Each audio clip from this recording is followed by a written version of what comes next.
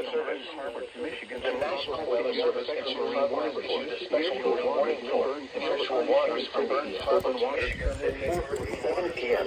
A severe thunderstorm was located just north of Burns Harbor, moving northeast at 20 knots. Hazard, large hail. Source, radar indicated. Impact, large hail could result in structural damage. The severe thunderstorm will remain over mainly open waters.